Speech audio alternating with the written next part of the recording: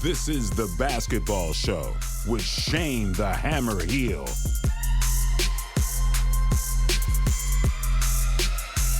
What they gonna say next?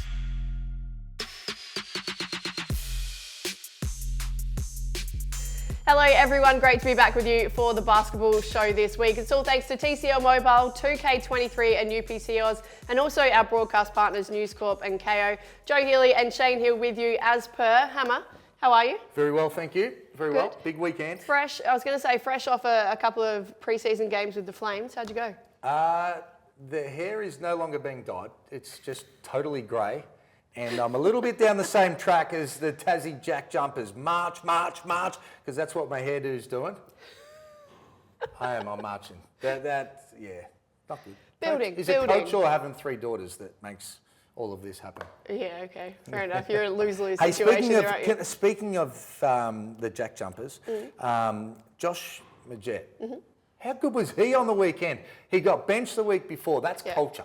This is culture. When you get benched and you're still cheering and then you come back, you lead your team to 2 massive wins. Good kid.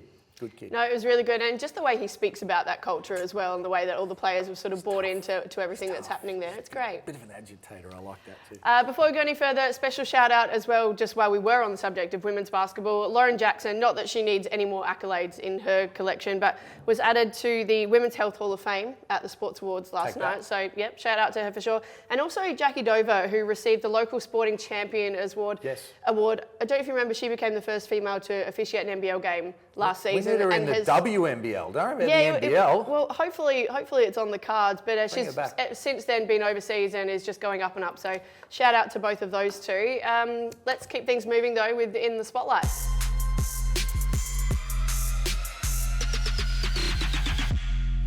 All right, my run sheet says soft screen sanctions. We're talking about Jesse Wagstaff, who's copped it for that screen against Melbourne United the other night.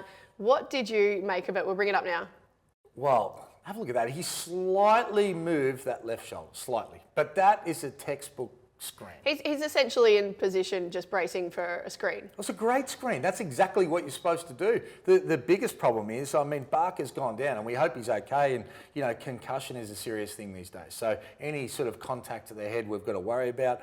But the fact that the NBL, they're busy enough as it is, the fact that they've actually asked Wagstaff to explain himself, potentially getting suspended or fined, is an absolute disgrace. I think let's just throw out all screening actions from now on if we're going to do that. Like, you cannot screen up the court if he gets... There was a similar one in the Sydney game with Jordan Hunter as well, and obviously nothing's come of that. We have been in touch with the NBL today. No updates on the Wagstaff situation. Hopefully by close of business, so that's Monday. Close of business? It was 3 days ago. What? No. That's bad. What about... It's bad. Is it just because of his history? I was going to say, what about either there's a little bit of history there. What about anyone who sort of looks at that and interprets the fact that he, really did deliberately drop the shoulder? Is there an argument for that? Drop the shoulder. He set a terror screen. That's what you're supposed to do. The people who should be fined are the Melbourne United teammates that were defending Wagstaff at that time. They should get a fine, because if I'm a point guard and I'm trying to chase down Bryce Cotton, it's hard enough as it is. You better yell out to your guard that there's a screen coming. Otherwise, that's what happens. There's the fine right there. Hopefully, Dean Vickerman's already taken care of it. Actually, he was close enough. Why didn't he yell it out? Let's have a listen to what Jesse Wagstaff had to say after the game. I'm collected and pretty flush. As I said in the radio interview, I didn't think it was dirty. I hope he's okay, though. You never like to see someone go down like that. He looked absolutely cooked. Least of all when you kind of caused it. So, as I said, I hope he's okay. I haven't seen him after the game, but I'll follow it up. And as I said, I didn't think it was dirty, but hope he's okay. I believe him. I do. He's not trying to hurt the kid. No. I don't think. He's trying to get Bryce He's a competitor. That's his job. Yeah, exactly. That's what you're supposed to do. That's what he's done his whole career. Just move on. All right. It's just a waste of time. Well, we'll see what happens. We're going to move on now and get into our TCL starting 5.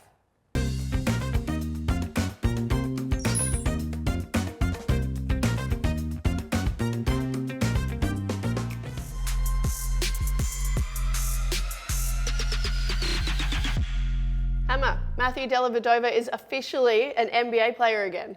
How good? Oh, it's amazing. Yeah, it's awesome. He came back to the NBL, got himself going again, and he goes there. And you know why he makes it?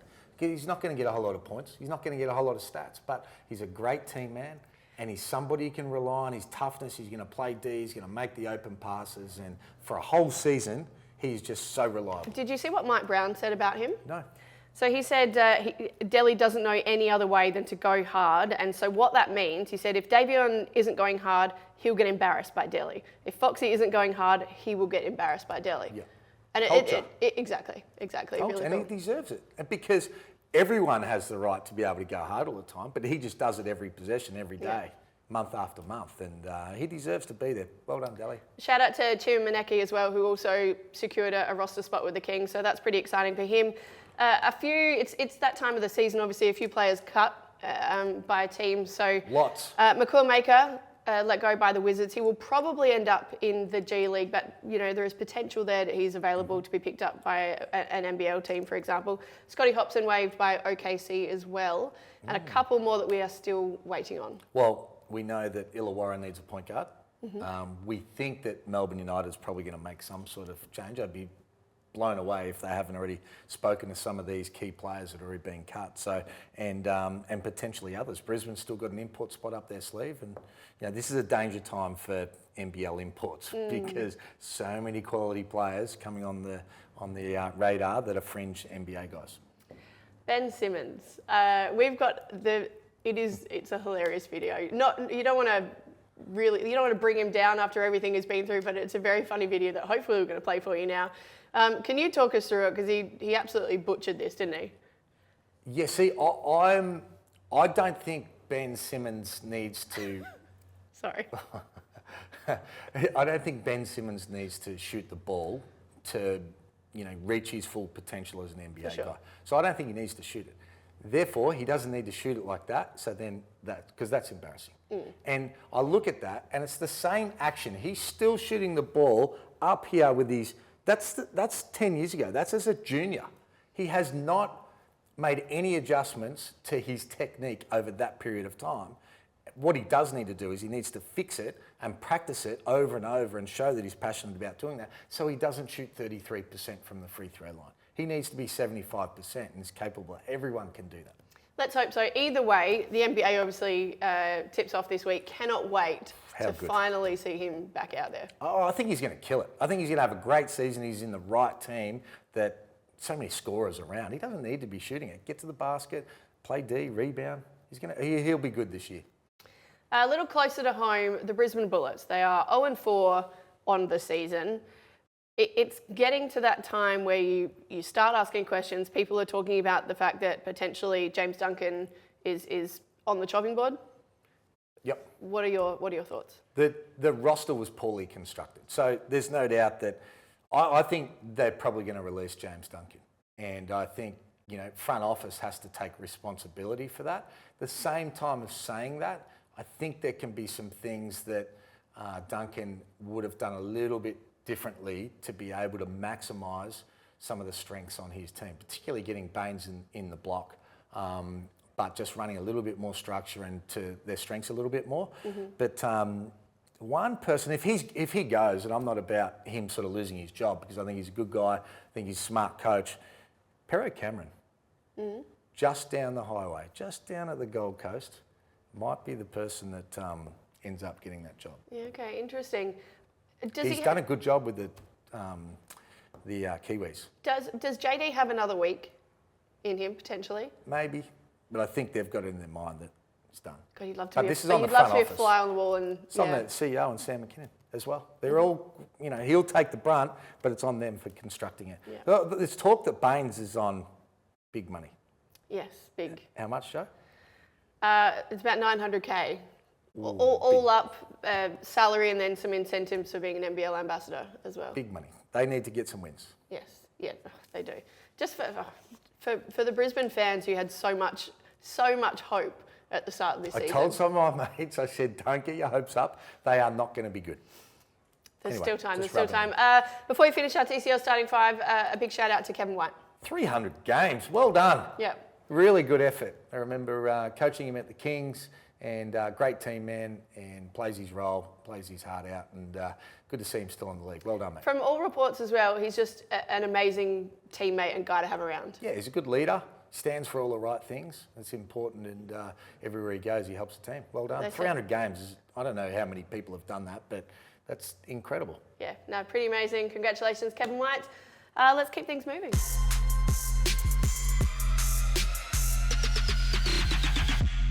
All right, it is time to go crystal gazing, and as we do every week, let's welcome former NBL MVP Derek Rucker. D, how you doing? Very well, Joe. Ready to start this crystal gazing round the right way by getting a W.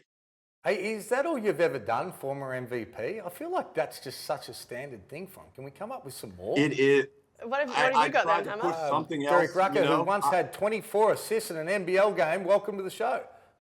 Perfect. Thank you, okay, I Shane. like that. Noted. I'll use it next week. Round 3 continues tonight. The Hawks are taking on the Breakers, but we'll go to Thursday, round 4. New Zealand hosting South East Melbourne. D, who have you got for that one? I don't really have a good feel on either one of these teams yet. New Zealand are probably playing better right now. I think they have a more cohesive feel out there. So I'm going to go with them at home. I think Southeast Melbourne are a month away from really hitting their straps. Fair enough. Hammer, Melbourne hosting Cairns. Well, we saw the good and the bad, didn't we, of Melbourne United last week. Big win on the road, and then they lose one at home. They'll be desperate for this game. They have to win one in front of their faithful fans, especially after getting smashed a couple of weeks ago by the Sydney Kings. But we see that Cairns are dangerous. They could beat anyone on any particular night, and if you don't come ready to go, they'll beat you, but Melbourne will bounce back. Yeah, they've been pretty hot and cold. Derek, Friday night, Sydney rolling out the red carpet for the Adelaide 36ers. It's going to be a great game. Who have you got for that one? The Friday night special in Sydney, I'm going with the Kings.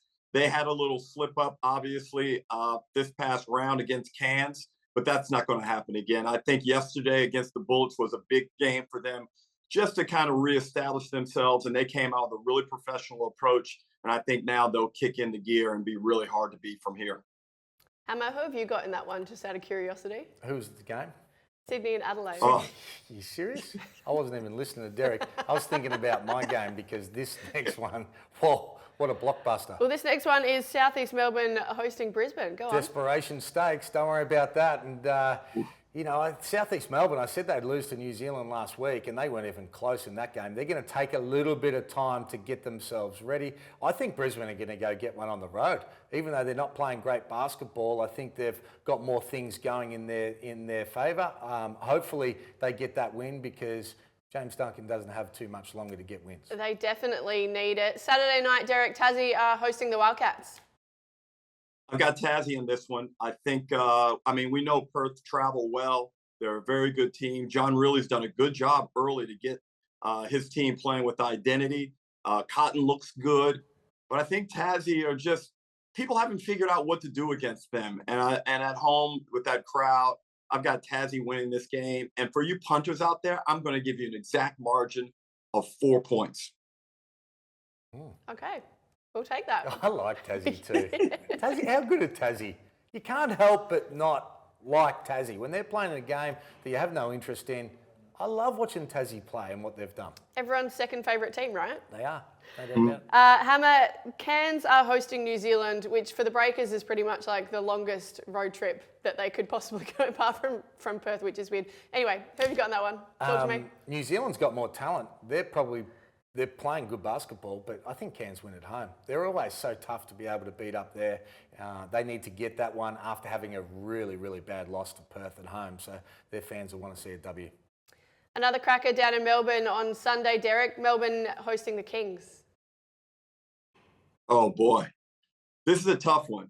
Is Dean going to have his troops angry, full of vengeance, or are they going to lay down again and take it? I got the latter happening, Joe. I'm going with Sydney. I just think they have too much talent right now. I don't think Melbourne United I don't think this is the final roster that we're going to see for United.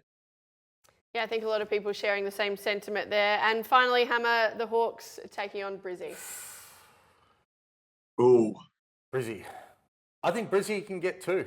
I really do. Really? I think they're capable of doing it. Illawarra have really played pretty well with what they've got. They still need that point guard to come to our shores, and I think Brizzy will get 2. All right, Brizzy get 2 wins and therefore 2-4 on the season. Does James Duncan keep his job? For the time being. D? Yeah. Yes, definitely. I'm not sure he should lose his job anyway. I don't think, a lot of this stuff is entirely his fault. I think his ideas and his concepts are good. There's a lot of other dysfunction happening that needs to be clarified first. No, fair enough. All right, gents, thank you for that.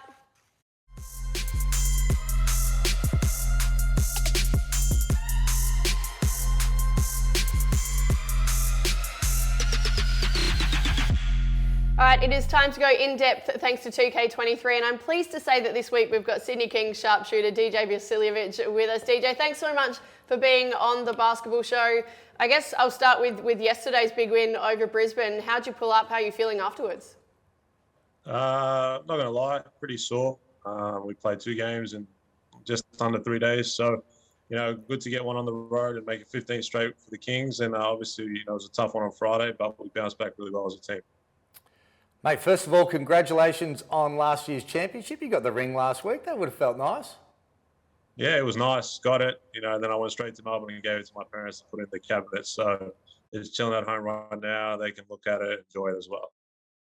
Mate, how's the mindset for you coming in this year? You did a great job last year after injury, but you got the opportunity to go to the NBA Summer League. You experienced that. You put on the green and gold. How's the mindset?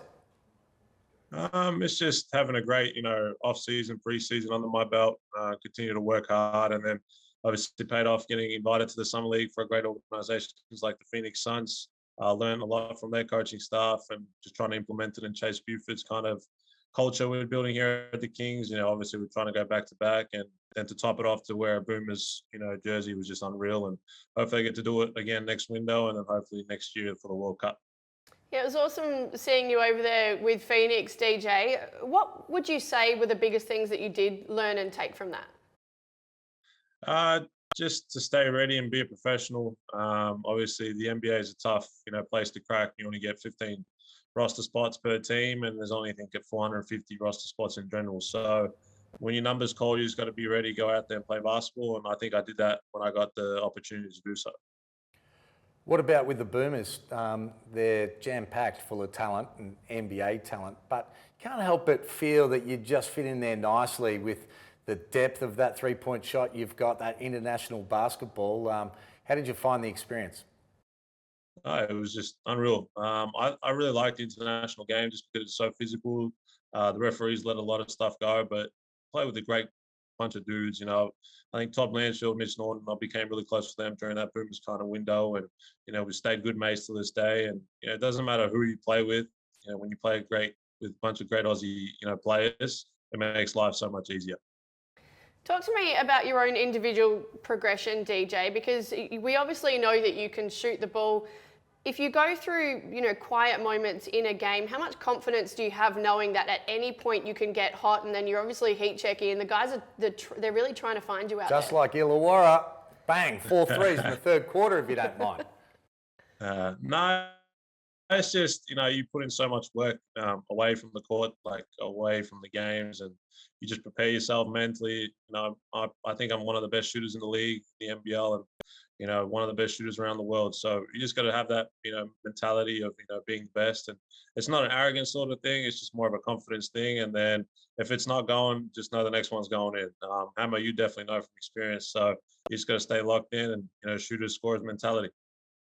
Yeah, no doubt about that. Talk to us about the difference. Jalen Adams, he was sensational last year and a big part of your championship. But now Walter Jr., like a different style of player, but it seems like he's been able to fit in really well as well. Yeah, 100%. Obviously, he's got, I think, 3 or 4 years of NBA experience under him, so he's bringing a lot of that. And he's just so crafty. The way he just comes off the on-ball, plays at his own pace. And you see in the first couple of games, he just plays so slow, under control, finds guys, finishes, and just can score at will as well. So I'm just very fortunate enough to play with great, both of them really great players. You guys have got Adelaide on Friday night. Paul Smith spoke to me during your game against Cairns. He said they're rolling out the red carpet for the greatest team of all time. What is the approach going into that one? I mean, they did unbelievable things, becoming the first NBL team to beat the NBA, in Phoenix Suns. So, yeah, it's going to be a tough game. I look forward to it. Obviously, CJ has now got his team that he wanted, and, they're coming in with a lot of confidence. So, we're going to be ready for, any challenge. We're not going to back down away from it. We're the NBL champs, playing at Kudos Bank Arena, and we're going to be ready to go. So, that's kind of the big takeaway. It'll be a great, Friday night of hoops. And there's no easy games. And 2 days later, you roll back to Melbourne. You're on this huge winning streak on the road. You absolutely pumped them and got a little bit of revenge earlier in the season for last season. They're going to be a little bit more ready, I reckon, for Sunday, though. Yeah, 100%. I think they're going to come out with a vengeance against us. Obviously, we gave them the spankies, at their place, a week ago. So it'll be another great game. I look forward to playing in front of my family and friends again. So we just want to keep our rolling streak rolling and, play against, a great team in Melbourne United. We're looking forward to it too, DJ. Thanks so much for your time. Go and enjoy the rest of your day. I know we interrupted your IKEA run this morning as well. So have a good one and good luck for the rest of the season too. I appreciate it. Thank you very much. Good on you, mate.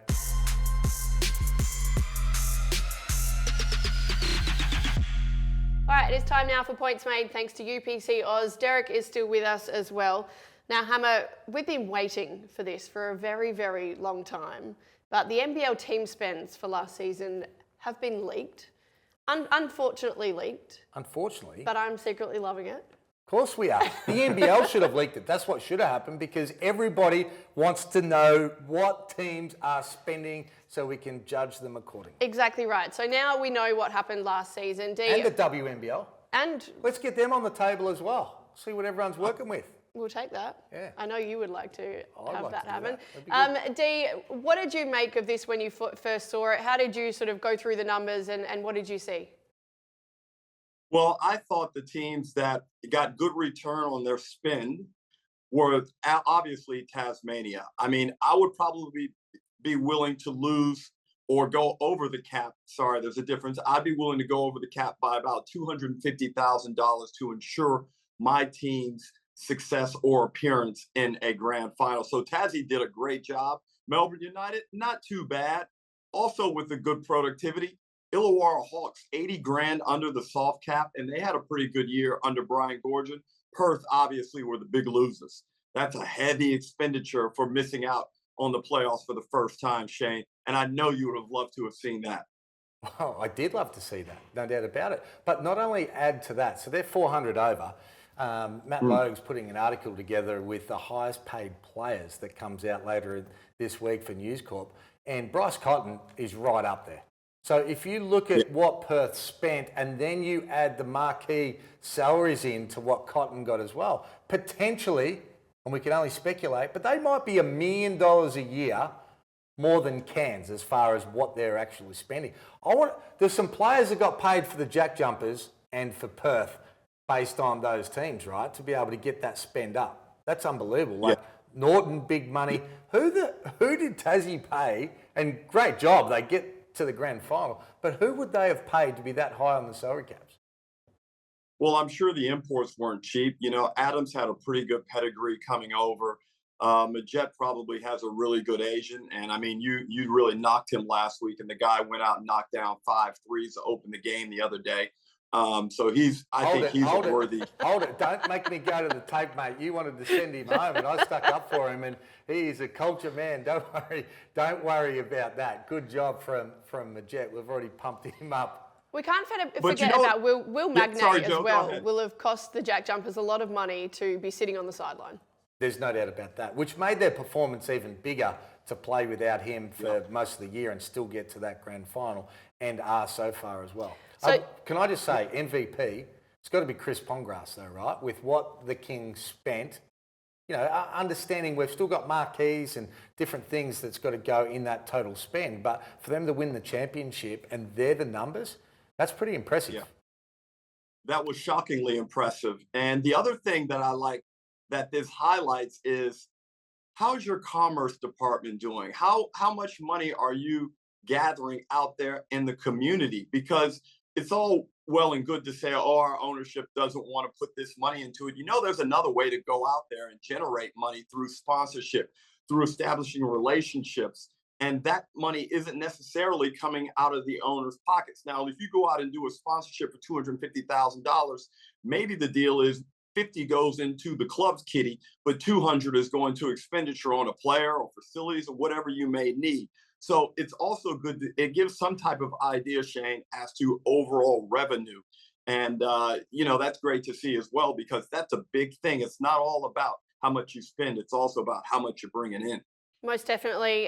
This is certainly really, really interesting. Lots of loopholes as well. Next stars obviously don't go on the cap. There is another article coming out on Thursday, which is going to have the top 14 individual earners from last season. So that will be very, very interesting. You can imagine the names that are probably on there, but we'll keep you in the loop, that's for sure. We have to keep moving because we're running out of time. Guys, Peyton Siva looks like he is going to be an injury replacement for the Illawarra Hawks. He's just tweeted that it's time to lace up the boots again, and he's just started following the Hawks on Instagram as well. So love our investigative skills there. How's Colombo, Joe? Jojo. Is he a good fit for the Hawks, though?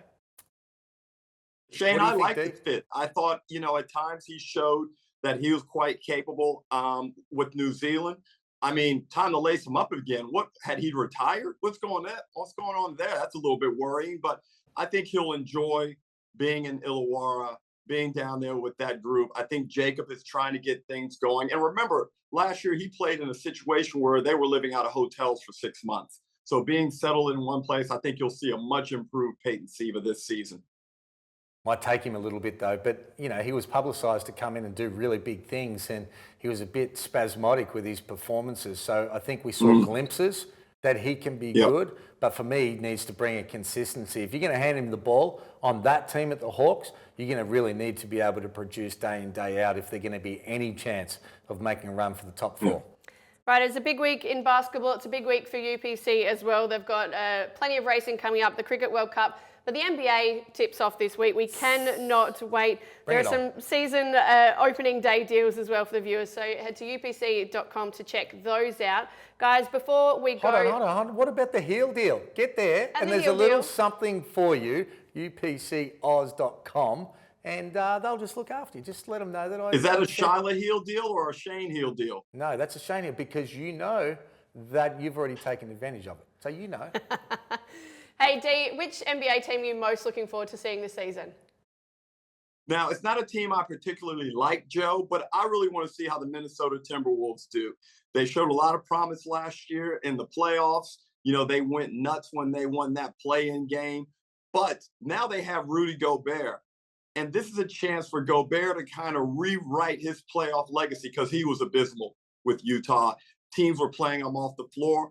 But probably this change is good for him. And let's see, they're going to be fine in the regular season. But it's the playoffs where I want to see Gobert have an impact. And this might be the team where he can do that, Shane. Who's your team? I'm going for Milwaukee. We've got Joe Ingles in Milwaukee. You're always riding Joe Ingles' coattails. Stop it. No doubt, mate. Who do you think taught him how to shoot? So we'll take Joe, and he's going to ride the coattails of the Greek freak. So I think that's going to be good. But I want to see Dyson Daniels, Giddy take another step forward. This is going to be an exciting season. Can't wait to get into it. And we're going to have a whole lot more basketball to watch every day of the week. Oh, it's going to be so good. I'm also looking forward to the Atlanta Hawks. Can we get a fact check on that claim that he taught Joe Ingles how to shoot, please? I did. We'll get Joey on the show again in a few weeks. He has never, ever beaten me in a three-point shootout. Done. He would admit to that too. Hey, Dee, thank you so much as always. That's all we've got time for. We've got to shoot, but it's been fun. It's been real. It has. Look forward to a big week, UPC. It's going to be good. TCL Mobile and 2K23 as well. Thank you, guys. We'll see you next week. This is a co-production by News Corp Australia and Closer Sports.